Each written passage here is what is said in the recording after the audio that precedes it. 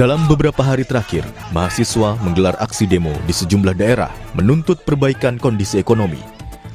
Di Jakarta, aksi demonstrasi dimulai dengan long march mahasiswa dari berbagai titik di Jakarta menuju Bundaran Hotel Indonesia.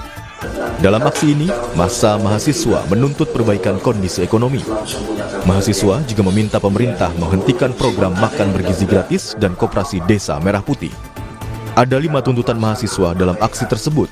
Di antaranya, menghentikan pemborosan anggaran pendapatan dan belanja negara atau APBN, menurunkan harga kebutuhan pokok dan BBM, menghentikan program makan bergizi gratis dan pembangunan koperasi Desa Merah Putih, hentikan militerisme di ranah sipil, dan mendesak Presiden Prabowo berhenti mengelak dan mengakui kesalahan pemerintah.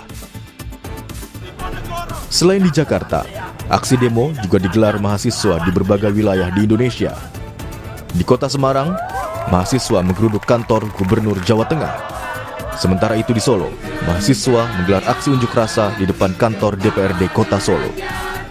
Mereka menyampaikan keresahan atas sejumlah permasalahan yang terjadi di tanah air, mulai dari kenaikan harga sembako, melemahnya rupiah, kenaikan harga BBM, dan evaluasi MBY.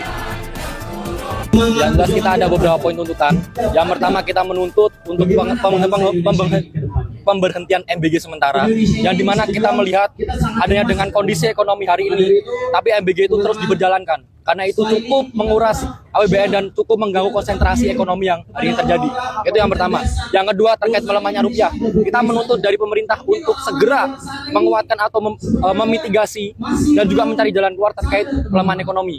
Yang ketiga kami menuntut untuk membatalkan RUU Polri. Dan di mana ini kita sadari ruang-ruang sipil hari ini terenggut oleh angkatan bersenjata, entah itu TNI ataupun Polri.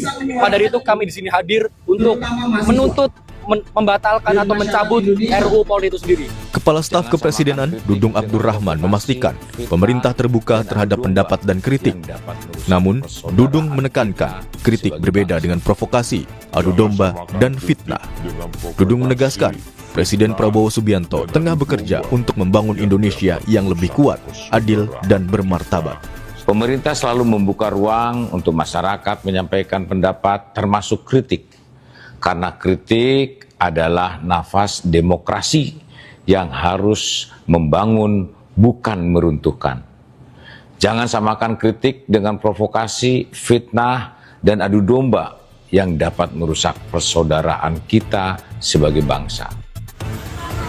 Demonstrasi mahasiswa mengkritisi kondisi bangsa yang terjadi di sejumlah wilayah, mengindikasikan keresahan yang mendera masyarakat luas. Persoalan ekonomi menjadi salah satu isu yang mengemuka dalam orasi-orasi yang disampaikan para demonstran. Seruan mahasiswa tersebut hampir serupa dengan temuan survei Litbang Kompas yang dilakukan secara nasional pada 16 hingga 22 April 2026 terhadap 1.200 responden yang dipilih secara acak menggunakan metode pencuplikan sistematis bertingkat di 38 provinsi di Indonesia. Hasilnya, sekitar 56% responden menilai kondisi perekonomian bangsa saat ini sedang buruk. Bahkan, jika disandingkan dengan survei serupa pada awal tahun ini, kondisinya justru kian memburuk. Sementara itu, jumlah masyarakat yang menyatakan penghasilannya susut melonjak menjadi 32,5%. Rinciannya, hampir 2% karena terkena PHK, dan 30% lainnya karena usaha yang dijalankannya lesu atau melambat. Hal ini mengindikasikan kondisi perekonomian relatif melambat, sehingga turut berdampak pada usaha-usaha yang dilakukan masyarakat secara luas. Situasi demikian tentu saja akan berdampak pada stabilitas ekonomi setiap keluarga di Indonesia. Pada kondisi terkini, mayoritas responden menyatakan ekonomi keluarganya dalam fase yang tidak stabil. Hampir 40% responden mengakui ekonomi keluarganya tengah tidak menentu. 4% lainnya dalam situasi yang bergejolak, dan hampir 4%-nya lagi dalam kondisi kritis.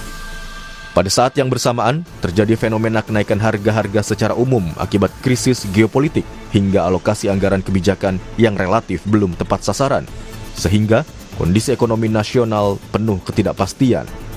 Masyarakat dibayangi sejumlah kekhawatiran yang kemungkinan akan semakin memberatkan beban hidupnya. Dan salah satu yang paling banyak diutarakan para responden adalah kenaikan harga bahan pokok. Pada survei yang dilakukan Litbang Kompas April lalu, sejumlah responden yang mengkhawatirkan kenaikan harga bahan pokok hampir menyentuh 40%. Pendapatan usaha atau gaji menurun 12,9%, hingga kekhawatiran kehilangan atau kesulitan dapat pekerjaan mencapai 10%. Dari deskripsi sejumlah data tersebut, terlihat bahwa seruan para mahasiswa yang berdemonstrasi merupakan salah satu respons terhadap berbagai keluhan yang dirasakan masyarakat. Kini, masyarakat menunggu bagaimana tindak lanjut pemerintah atas seruan mahasiswa, terutama dalam perbaikan kondisi ekonomi tanah air.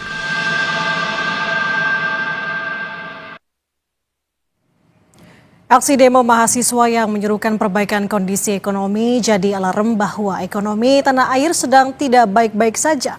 Ekonomi sulit, beban rakyat kian berat.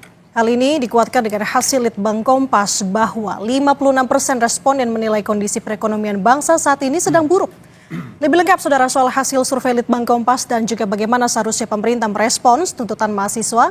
Kita akan bahas bersama dengan sejumlah narasumber dalam dialog pagi ini. Peneliti Litbang Kompas, Budiawan Sidik, yang sudah bergabung bersama kami di studio Kompas TV. Selamat pagi Mas Budi. Selamat pagi. Oke, kita juga ada narasumber yang sudah terhubung bersama kami melalui sambungan daring. Anggota Komisi 11 DPR RI dari fraksi PDI Perjuangan, Haris Tulino. Selamat pagi Mas Haris. Selamat pagi.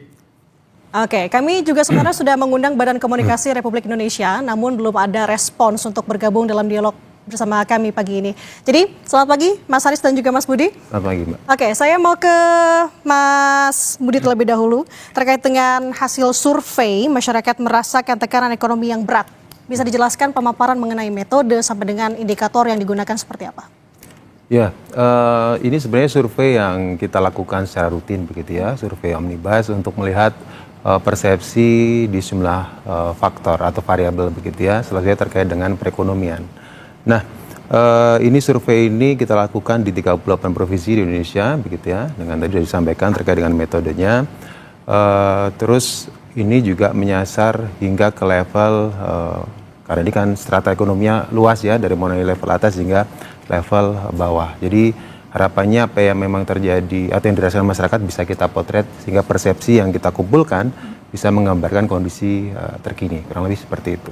Oke, apa saja hasil-hasil surveinya Mas? Karena kan ada penggambaran secara umum responden melihat bagaimana perekonomian di Indonesia saat ini sampai dengan ada juga bagaimana melihat perekonomian selama 1 tahun ini. Ya, tadi sudah disampaikan aja di awal juga bahwa memang kalau kita lihat kondisi dari survei kita yang kita lakukan di pertengahan April kemarin begitu ya, ini kan memang disebutkan bahwa persepsi masyarakat menilai kondisi ekonomi nasional gitu ya, itu relatif buruk gitu ya. Itu sampai 56%. Nah, kalau kita coba bandingkan di awal tahun begitu ya, di survei kita di bulan Januari, itu terjadi peningkatan dari yang di awal Januari 46%, sekarang menjadi 56%. Jadi ada peningkatan 10%, tetapi dalam intonasi yang relatif negatif begitu ya, atau buruk begitu. Nah, tadi juga disampaikan juga bahwa ada sejumlah faktor atau variabel yang membuat masyarakat itu merasakan hal demikian begitu ya. Nah, salah satu yang tadi disebutkan adalah terkait dengan kenaikan dari harga kebutuhan sehari-hari atau kebutuhan pokok begitu ya. Nah, ini sebenarnya sesuatu yang cukup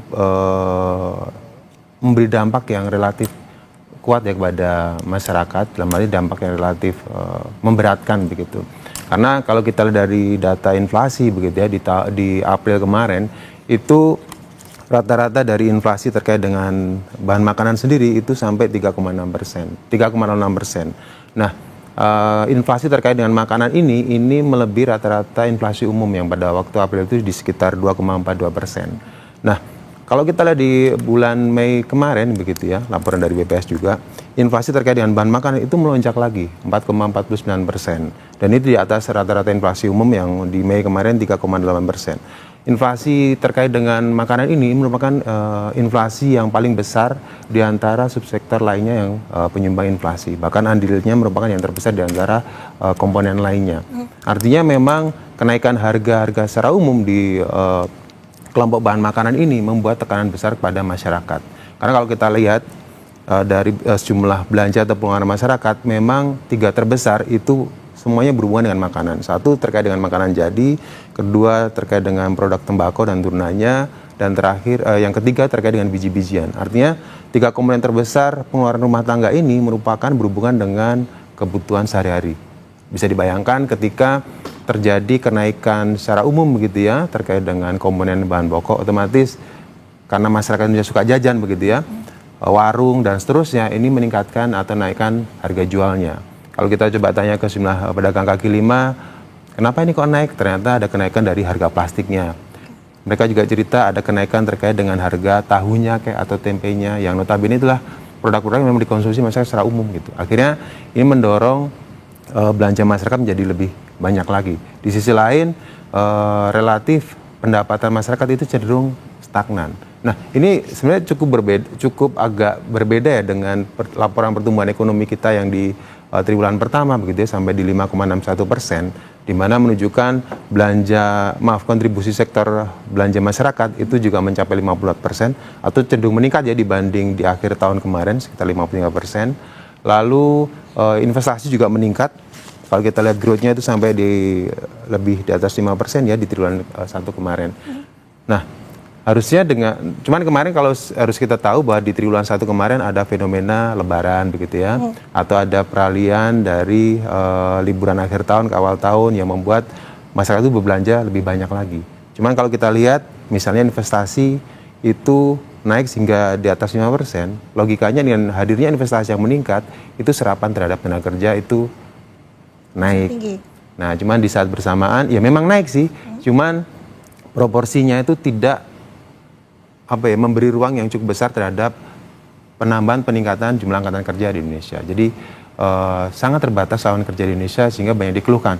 Bahkan teman-teman yang memiliki jenjang pendidikan yang relatif tinggi, level sarjana, itu kalau kita lihat dibandingkan dari tahun 2024, 2005 hingga 2006, itu tingkat pengangguran terbukanya itu persentase meningkat dari yang sebelumnya di bawah 6%, sekarang di atas 6%. Artinya dengan laporan ketenagakerjaan Februari kemarin gitu ya, pengangguran kita itu kan sampai di 6,sekian% level sarjana. Artinya dari 100% jumlah angkatan kerja di level sarjana, 6 orang diantaranya itu menganggur. Artinya jumlah pengangguran di level sarjana itu semakin meningkat. Oke, ini gitu. Juga ada sebenarnya di hasil survei Litbang Kompasnya dengan sulitnya mencari pekerjaan di daerah responden begitu ya. Cukup tinggi juga di atas 50% ya. Mengatakan bahwa sulit di 21,9%. Itu kalau dari survei kita itu sekarang di temuan kita di April kemarin itu 78% responden mengaku sulitnya mencari pekerjaan di wilayahnya masing-masing. Dan ini kalau dibandingkan dengan awal tahun itu meningkat karena di awal tahun responden yang mengaku kesulitan mencari pekerjaan itu sekitar 65%. Nah, kemarin di April itu mencapai 78%. Artinya masyarakat yang mengaku bahwa sulitnya mencari pekerjaan itu semakin bertambah banyak. Oke, tidak menutup kemungkinan semakin bertambah atau mungkin berkurang karena itu bulan April ya. Ini sekarang sudah bulan Juni. Tapi saya mau ke Mas Haris dulu. Merespons data Litbang Kompas yang tadi disampaikan oleh Mas Budi. Bagaimana pemerintah dan juga DPR menunjukkan rasa empati secara konkret? Apakah DPR bisa memvalidasi dan juga bisa merasakan langsung kesulitan yang dihadapi masyarakat saat ini? Ya, jadi kalau kita akan memahami hasil dari survei, kita pertama kali lihat siapa yang menjalankan survei. Dan kita tahu kalau Kompas adalah satu lembaga yang kredibel, yang secara rutin juga melakukan survei seperti ini. Nah, yang menjadi menarik adalah kalau kita lihat ya, lebih dari separuh kelompok masyarakat merasakan bahwa kondisi ekonomi ini tidak baik-baik saja, atau istilahnya yang dikemukakan Kompas adalah buruk, maka tentu ini bukan sekedar persepsi, ini harus menjadi satu alarm yang harus didengar oleh negara. Maka dari itu wajar kalau kemudian muncul keresahan di kalangan masyarakat, karena tadi dikatakan oleh Mas Budi bahwa memang beberapa indikator ekonomi di permukaan tampak baik, pertumbuhan ekonomi masih di 5,61%, kemudian inflasi secara rata di 3,08%, walaupun juga disadari bahwa inflasi pada volatile goods ini di atas 4%. Kemudian utang juga 40% dari PDB. Tetapi tentu apa yang dirasakan masyarakat di meja makan mereka tentu bukan sekedar angka-angka statistik. Apa yang dirasakan oleh masyarakat adalah bahwa pengeluaran mereka semakin membesar, kemudian hidup semakin tidak mudah, mencari pekerjaan semakin sulit, dan juga terjadi peningkatan angka PHK. Tentu ini yang dirasakan oleh masyarakat dan ini yang disuarakan oleh rekan-rekan mahasiswa. Oke, berarti kalau melihat dari apa yang tadi disampaikan oleh Mas Budi juga, melihat kondisi ekonomi saat ini dinilai buruk, bahkan tadi hasil surveinya ya 47,3%. Berarti kalau misalkan dari DPR sendiri sejauh ini melihat efektivitas, katakanlah di sini bansos untuk bisa menahan kejatuhan daya beli dari masyarakat, bagaimana bisa membuktikan kepada publik bahwa program jaring pengamanan sosial dan juga subsidi yang saat ini sudah bekerja optimal? Atau belum mungkin Pak Haris? Iya, kalau kita lihat dalam 5 tahun terakhir, kan kondisi kelas menengah ya yang menjadi penumpang dari pertumbuhan ekonomi kan mengalami penurunan 10 juta dari 5,56 juta menjadi hanya 46 juta, dan di tahun 2025 sampai 2026 ini turun lagi 1,2 juta orang di kalangan kelas menengah. Nah, kita tahu bahwa kelas menengah ini adalah kelas yang menopang pertumbuhan ekonomi. Kalau kemudian kelas menengah akan mengurangi belanjanya karena pendapatannya berkurang, maka pada gilirannya akan tentu mempengaruhi C di dalam pertumbuhan ekonomi, dan ini tentu tidak baik bagi pertumbuhan ekonomi. Sehingga efektivitas daripada bantuan sosial, kalau bantuan sosial kan paling banyak menyentuh pada lapisan masyarakat yang paling bawah, yang merasakan bantuannya. Tetapi di kalangan kelas menengah ini kan seharusnya lebih banyak katakan penciptaan lapangan kerja, stabilisasi harga, ini lebih penting dirasakan oleh kelompok rumah tangga kalangan menengah. Ini yang memang selama ini dirasakan kurang tersentuh oleh bantuan-bantuan dari pemerintah. Oke, kalau misalkan kita balik lagi melihat hasil survei, Pak Haris, kita tahan dulu ke Mas Budi. Kalau tadi kan ada beberapa indikator ataupun beberapa hasil survei menunjukkan bahwa tadi kondisi ekonomi saat ini terbilang buruk di 47,3%. Dan kemudian juga ada dalam 3 bulan terakhir, berarti artinya kalau misalkan survei dilakukan bulan April dimulai dari Februari begitu ya, pendapatan ini tidak bertambah, bahkan ini juga menyentuh cukup tinggi, tidak ada penambahan pendapatan dan lain sebagainya di 39,7%. Sebenarnya melihat mengartikan hasil survei ini sebenarnya bagaimana psikologis dari responden sejauh ini melihat dari perekonomian di Indonesia? Iya, kalau coba dibahasakan dalam arti yang sederhana, memang tekanan yang dirasakan masyarakat itu besar, terutama dari sisi finansial begitu ya. Artinya dengan tingkat penghasilan mereka yang cenderung stagnan, tetapi di satu sisi tadi saya sebutkan terkait dengan konsumsi mereka itu cenderung meningkat. Kalau kita bicara golongan masyarakat menengah dan menengah bawah begitu ya, ini kan penghasilan mereka mayoritas digunakan sebagian besar ya untuk konsumsi atau sifatnya berhubungan dengan bahan makanan utama atau makanan pokok. Jadi ketika bahan makanan pokok itu meningkat, itu tentu saja menjadi tekanan yang besar bagi mereka begitu. Begitu nanti itu meningkat, akan berpengaruh terhadap belanja lainnya begitu kan. Nah, apalagi kalau kita lihat sekarang ini bulan April, ini bulan Mei, bentar lagi udah Juni dan Juli dan tahun ajaran baru. Artinya masyarakat harus menyiapkan uang lagi atau membongkar atau membuka tabungan lagi untuk bersiap terkait dengan biaya pendidikan begitu ya. Artinya di saat bersamaan ketika harga-harga kebutuhan pokok itu meningkat, biaya pendidikan juga harus disiapkan untuk putra-putri mereka. Jadi ini sesuatu yang relatif tidak mudah bagi masyarakat kita dalam menghadapi situasi demikian gitu ya. Ya makanya harapannya salah satunya konflik terkait dengan geopolitik di Timur Tengah segera usai begitu ya. Karena dengan rencana perjanjian damai ini semoga bisa berhasil. Jadi tekanan terhadap ekonomi global terutama dari sisi energi mungkin ya, dan harga-harga kebutuhan pokok lainnya bisa menurun. Nah, ini semoga saja nanti pasar juga menyesuaikan, karena kalau kita lihat dari laporan dari nilai tukar petani itu salah satu terkait dengan harga beras misalnya begitu ya. Bahkan beras di level premium dan medium itu kalau kita lihat di harga di tingkat penggilingan awalnya itu trennya terus meningkat. Artinya begitu trennya terus meningkat, ini kan tentu saja akan mendorong intermediary prosesnya hingga nanti konsumen akan meningkat harganya. Kemarin juga kalau kita lihat di koran hari ini gitu ya, di Kompas hari ini, Ini menyebutkan terjadi kenaikan fenomena terkait dengan harga minyak goreng kita, di mana minyak goreng itu kan sesuatu yang dikendalikan pemerintah dengan harga eceran tertentu begitu ya. Tapi di pasaran itu harganya sudah lebih dari 20.000.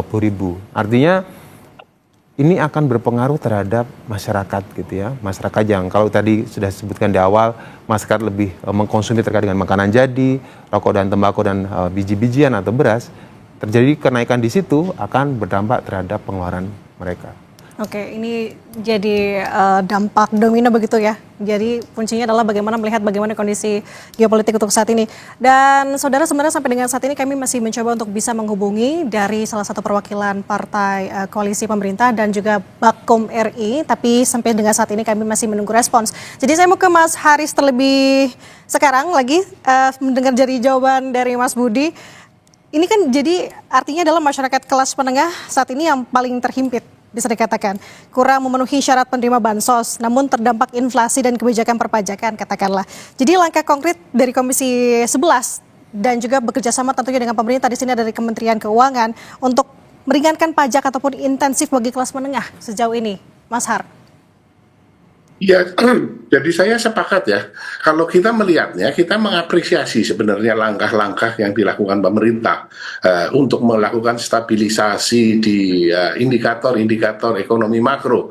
Kita sudah tahu langkah-langkah yang dilakukan, termasuk juga perbaikan pada MBG ya setelah kasus para petinggi MBG, kemudian juga langkah-langkah yang lain. Tetapi kita juga harus menyadari bahwa pemerintah juga harus lebih jujur bahwa ada satu masalah, yaitu rasa cemas yang dirasakan oleh masyarakat, terutama adalah masyarakat menengah dan masyarakat bawah. Dan rasa cemas ini harus diakui secara jujur. Jadi jangan selalu kemudian membangun satu narasi bahwa ekonomi sedang baik-baik saja. Kalau ada terjadi gap narasi pemerintah dengan kenyataan yang ada di masyarakat semakin besar, tentu ini tidak baik bagi pemerintah. Dan kami di DPR RI tentu kami terus membantu untuk menyuarakan hal ini di dalam rapat-rapat resmi yang kami jalankan. Intinya adalah bahwa memang harapannya pemerintah lebih jujur dalam hal ini. Dan kami akan memastikan bahwa suara-suara ini didengar. Jangan sampai suara-suara ini diabaikan, apalagi suara-suara dari rekan-rekan mahasiswa jangan sampai untuk dibungkam. Intinya adalah bahwa ketegangan di global yang sudah relatif lebih tenang, ini kesempatan bagi Indonesia untuk menata ulang. Kalau kita cermati tadi dari beberapa tuntutan mahasiswa, perbaikan mengenai MBG, perbaikan mengenai KDMP, perbaikan mengenai program-program yang membutuhkan dana besar, saya yakin pemerintah juga akan melakukan perbaikan-perbaikan di sini. Dan kami yang ada di DPR RI tentu kami akan mengawal mengenai hal ini. Karena kami semua berharap bahwa Indonesia akan menjadi Indonesia yang jauh lebih baik dibandingkan dengan kondisi yang saat ini kita hadapi. Oke, menarik. Mungkin dari Mas Budi ingin menanggapi apa yang disampaikan oleh Mas Har, karena kalau melihat dari hasil survei, secara finansial kondisi ekonomi ke depannya tahun ini responden menjawab cukup suram, bahkan dari responden menyatakan belum siap atau belum punya dana darurat atau dana simpanan begitu ya, cukup tinggi juga di lebih dari 50%. Mas Budi, sebenarnya apa yang dihadapi, indikator apa yang membuat responden menjawab hal ini begitu? Apakah memang semata-mata melihat bagaimana kondisi geopolitik atau melihat juga bagaimana perekonomian tata kelola pemerintahan untuk sejauh ini?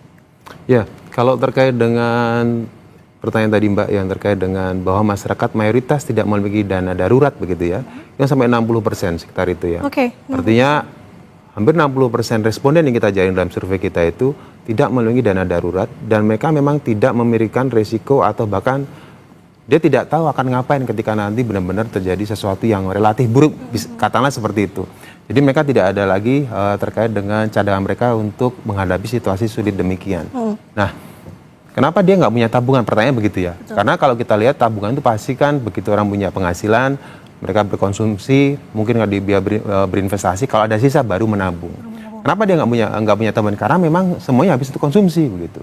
Artinya ketika masyarakat itu uangnya habis itu konsumsi, mereka tidak punya tabungan. Artinya boleh dikatakan tingkat penghasilan masyarakat Indonesia relatif masih terbatas untuk urusan terkait dengan konsumsinya mereka. Karena kalau kita lihat secara umum, kalau dia dari datanya BPS, tingkat penghasilan masyarakat Indonesia, itu kan upah kita kan sekitar rata-rata 3,3 juta. Artinya kalau kita bicara 3,3 juta rupiah per orang atau per tiap pekerja begitu ya. Lalu coba kita lihat dari garis kemiskinan gitu, angka garis kemiskinan itu kan nilainya kan sekitar 630.000 rupiah per kapita per bulan. Kalau misalnya satu keluarga itu ada 4 orang, berarti kan sekitar 2,5 atau ya sekitar 2,5 juta ya.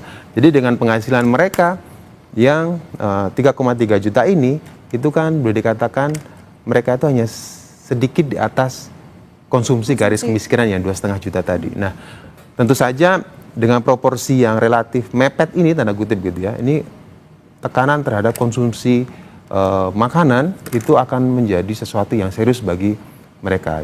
Jangankan untuk memikirkan tabungan, untuk bisa selamat dalam 1 bulan untuk memenuhi konsumsinya itu sudah syukur alhamdulillah. Dengan seperti itu. Jadi upaya yang kami harapkan kalau saya bicara sebagai seorang masyarakat ya, harga itu benar-benar bisa dikendalikan secara optimal begitu ya. Karena kalau misalnya terkait dengan beras, kalau kita bicara atau kita coba menulis dari data-data yang ada, sekitar 30-an persen ya, atau kurang dari 50% lah, tata niaga beras yang bisa dikendalikan pemerintah. Selebihnya itu dikendalikan oleh swasta. Ya, artinya ruang pemerintah untuk mengendalikan pangan itu memang ceruknya relatif kecil gitu. Jadi memang perlu sebuah kebijakan di mana pemerintah dan swasta benar-benar bisa mengontrol atau mengendalikan harga menjadi lebih terjangkau pada masyarakat gitu. Nah, oke, ini menarik. Ada juga mengenai hasil survei sulitnya pekerjaan di daerah yang dialami oleh responden juga di angka 61,8% begitu Mas. Ini memang karena berkesinambungan dengan apa yang tadi dipaparkan ya, dengan kondisi ekonomi yang susah menyebabkan salah satunya adalah sulitnya mencari pekerjaan. Nah, berarti saya mau ke Mas Har, melihat hasil survei dan juga penjelasan dari Mas Budi tadi, strategi pengawasan apa yang ditingkatkan oleh Komisi 11 untuk bisa memastikan rupiah dan juga belanja negara benar-benar memberikan dampak pengganda langsung ke dompet masyarakat, Mas Har? Ya, jadi kembali lagi ya saya katakan bahwa perlindungan terhadap daya beli masyarakat, ya, termasuk juga mengenai stabilisasi harga-harga bahan pokok ya. Ini menjadi tugas utama pemerintah yang harus dilaksanakan, karena kalau kondisi kemudian masyarakat kelas menengah yang menjadi penopang pertumbuhan ekonomi, pengeluarannya berkurang, ini akan membawa dampak yang cukup besar bagi perkembangan ekonomi Indonesia ke depannya. Dan suara-suara ini yang kembali lagi disuarakan oleh rekan-rekan mahasiswa. Kami juga tetap menyuarakan kepada pemerintah, saya yakin pemerintah akan berusaha semaksimal mungkin untuk mampu untuk menyelesaikan masalah ini. Oke, tadi sulit cari pekerjaan, ini kan salah satu pemicu utama tekanan ekonomi. Dari Komisi 11 melihat adanya tren pengetatan kredit dan juga tingginya suku bunga justru menghambat ekspansi dunia usaha dan juga membuka lapangan kerja. Apa langkah pengawasan dari Komisi 11 juga untuk kondisi ini, Mas Har? Nah, kita melihat kalau dalam hal ini, maka apa sih solusinya? Salah satu yang kami usulkan adalah tentu perlindungan terhadap UMKM. Karena UMKM terbukti ya di dalam masa sulit selalu menjadi penyelamat bagi ekonomi Indonesia. Maka perlindungan insentif bagi UMKM perlu digalakan. Dan dalam hal ini kan banyak sekali lembaga kementerian yang mengurusi masalah UMKM. Sehingga kita bisa lebih fokus untuk membantu para UMKM untuk bisa lebih tumbuh dan berkembang. Bank Indonesia sendiri kan juga membantu di dalam kredit likuiditas Bank Indonesia digelontorkan katakan untuk UMKM. Saya rasa apabila seluruh komponen bangsa bergerak, maka harapannya adalah kita menjadi lebih baik. Wong Indonesia tidak sedang katakan sangat buruk, tentu tidak. Kita dengan kondisi krisis tidak. Maka tentu masih banyaklah sinar-sinar cerah ya yang bisa dinikmati oleh Indonesia apabila tentu kita bersama-sama untuk memperbaiki kondisi ini. Dan tentu narasi-narasi yang dibangun juga harus lebih jujur. bahwa memang ada tekanan di dalam kelompok masyarakat di rumah tangga kelas menengah. Narasi ini harus diakui sehingga kemudian kita bisa melakukan bauran kebijakan yang memang bisa membantu masyarakat di kalangan menengah dan kalangan miskin. Oke, Mas Budi ingin menanggapi mungkin bagaimana melihat sejauh ini responden secara keseluruhan dan juga komprehensif, konklusinya ingin seperti apa sih pemerintah dalam menangani atau menghadapi kondisi ekonomi saat ini? Ya, kalau kita berkaca dari data yang kita dapat begitu ya pasti masyarakat itu pengen segera mendapatkan pekerjaan yang layak gitu ya. Karena pada dasarnya kalau kita lihat dari data ketenagakerjaan, jumlah tenaga kerja informal itu cenderung meningkat dibandingkan pekerjaan formal. Nah, sebenarnya pekerjaan informal itu kan cenderung relatif tingkat keamanannya tidak sekuat pekerjaan formal begitu ya, dari sisi kesehatan, kesejahteraan dan seterusnya. Ya, artinya dengan regulasi yang dibangun oleh pemerintah harapannya mampu untuk mendatangkan investasi, membuka lapangan pekerjaan yang banyak sehingga mampu meningkatkan penghasilan dan kesejahteraan bagi masyarakat luas begitu. Lalu dari sisi faktor lainnya misalnya terkait dengan pangan begitu ya.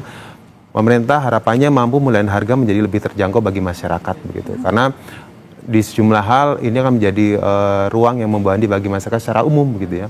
Apalagi dengan kondisi yang geopolitik yang sedang relatif karut-marut seperti saat ini, jumlah komponen kita itu kan memang berasal dari komponen impor. Mau nggak mau belanja yang dikeluarkan oleh importir menjadi lebih banyak, yang mau nggak mau akan digeser ke konsumen yang akan menjadi harganya menjadi lebih meningkat lagi. Nah, ini kan harus menjadi ruang koordinasi antara pemerintah dan pelaku usaha untuk bagaimana caranya untuk menaikkan harga di tingkat masyarakat. Begitu.